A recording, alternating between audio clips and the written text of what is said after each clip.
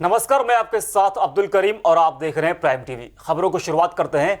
Corona महामारी और lockdown से इस वक्त पूरा देश जूझ रहा है और इसका असर सबसे ज्यादा गरीब मजदूरों पर पड़ा है। फर्क इतना पड़ा कि प्रवासी मजदूर पलायन करने को मजबूर हो गए। प्रवासी मजदूरों का दर्द देश के कुछ लोगों से देखा नहीं गया और उन लोगों ने मजदूरों की मदद करने का फैसला लिया। जी हां, अयोध्या जिले के रौजा गांव चीनी मिल के पास फी सबीलिल्लाह ग्रुप 15 दिनों से प्रवासी मजदूरों की सेवा में लगा हुआ है। यहां तक रमजान के महीने में भी रोजा रखकर यह ग्रुप मजदूरों की खिदमत में जुटा हुआ था। देश का कोई भी व्यक्ति भूखा न रह जाए, इसी सोच को लेकर ये लोग सेवा में लगे हैं।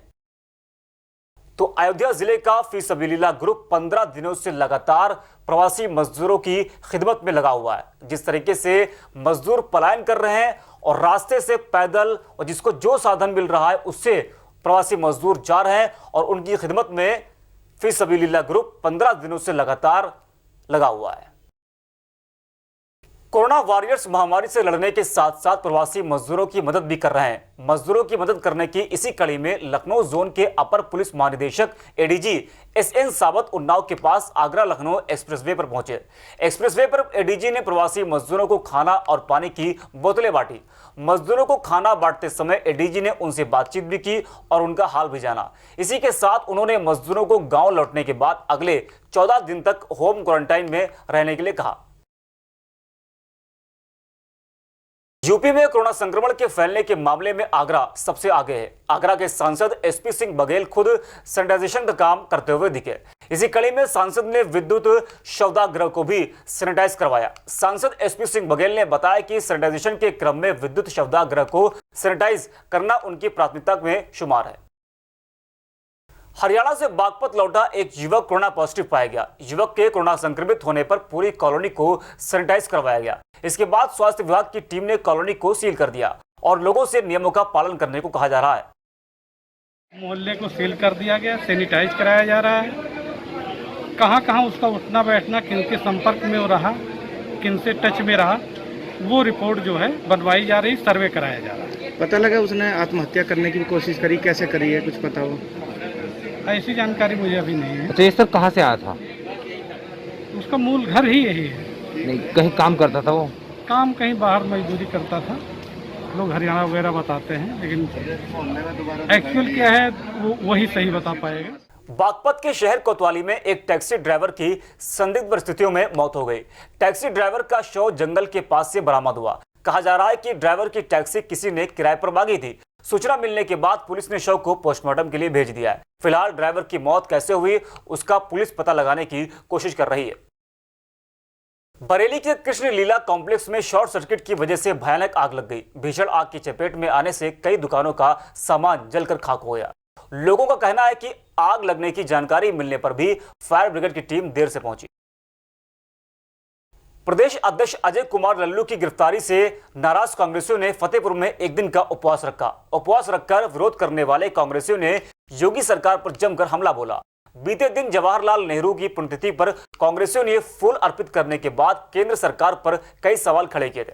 मजदूरों को लेकर जिलाध्यक्ष ने कहा कि उनकी मदद के लिए हमने बसों का इंतजाम किया था, लेकिन भाजपा ने उसे चलने नहीं दिया।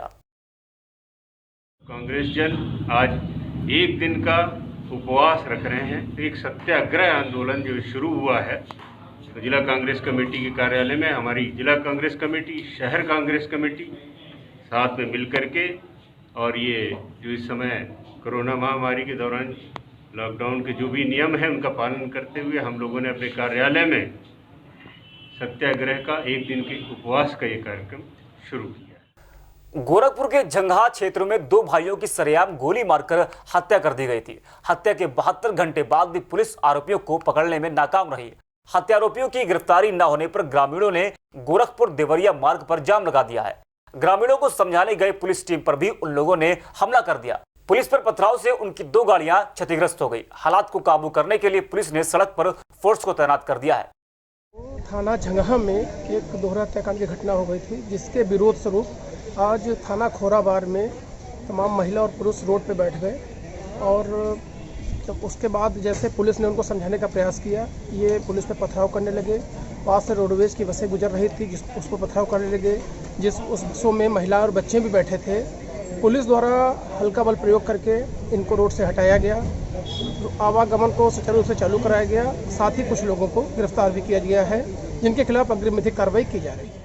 ललितपुर में दबंगों ने ग्राम सभा की जमीन पर अवैध कब्जा करने के मतलब से गरीबों की झोपड़ियों में आग लगा दी। झोपड़ियों में लगी आग की वजह से खाने पीने का सामान भी जलकर खाक हो गया। कुछ झोपड़ियों में नगद पैसे भी रखे थे, वो भी जल गए। दबंगों के फरार होने के बाद पीड़ित परिवारों ने थाने में जाकर इसकी सूचना दी। तालबेहट थाना पुलिस ने मामला दर्ज करते हुए आरोपियों की तलाश शुरू कर दी है। संत कबीर नगर के महुली इलाके में एसडीएम अपनी टीम के साथ छापेमारी करने के लिए पहुंचे थे, लेकिन छापेमारी के समय अधिकारी को 3 होम क्वारंटाइन व्यक्ति घूमते दिखे।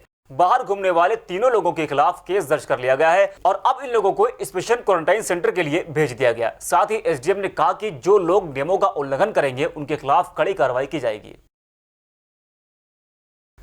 लॉकडाउन में भी रामपुर में बदमाशों के हौसले बुलंद है। पिछले एक हफ्ते में जिले के अलग अलग हिस्सों में बदमाशों ने लोगों पर फायरिंग की। बिलासपुर कस्बे में इन बदमाशों ने ई रिक्शा चालक को गोली मार दी और मौके से फरार हो गए। ई रिक्शा चालक के परिवार वालों का कहना है कि उसकी किसी से भी दुश्मनी नहीं थी। बहरहाल पुलिस इन अज्ञात बदमाशों की तलाश कर रही है। कस्बा बिलासपुर में टांडा हुरमत नगर एक मोहल्ला है, वहाँ का प्रेम शंकर नाम का एक युवक 30-32 साल उम्र होगी, जो ई रिक्शा चलाता है। कस्बे में ही रुद्रपुर रोड पर एरो मोड़ के पास रिक्शा खड़ा करके पेड़ के नीचे छाया में वो रिक्शे पे मौजूद था और वहाँ उसे किसी ने गोली मार दी। इस सूचना पे पुलिस भी तत्काल पहुंची है। उसके परिवार के लोगों को सूचना दी गई, लेकिन ये हैंड टू माउथ व्यक्ति है, किसी से इसकी कोई रंजिश नहीं है, कोई लेन देन नहीं है।